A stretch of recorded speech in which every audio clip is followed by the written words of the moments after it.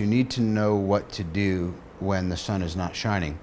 And I think of all the people I've ever been in proximity of, Warren Beatty was probably my greatest teacher in that, because he kind of anonymously produced this movie, The Pickup Artist, and he would say, "What's Jack Jericho's action in this scene?" And I was like, he's trying to pick up girls.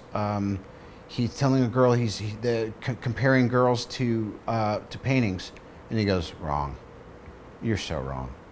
Don't you even know what you're doing in this scene?" I was like, I know what I'm doing. I'm trying to drive a car." He goes, No.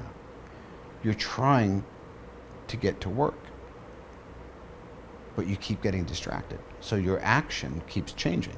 I was like, "Oh, yeah." He goes, "So your action is to go to work." I said, "Yes, it is." He goes, "Right. But what happens?" I go, "Well, I see a girl." He goes, "And then what happens?" I go, "Oh, my action changes." He goes, "Yeah." He goes, "Nobody's going to be inspired all the time, but everybody should know what they're doing if they're being paid to play a part in a movie. It's irresponsible not to." I was like, "Thank you."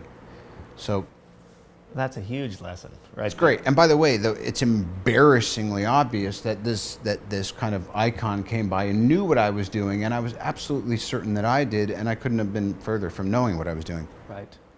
Well, I mean, it's funny how much of that, like, you can't expect any divine thing to happen to you if you don't prepare, right? Yeah. It's almost like you have to prepare to throw it away.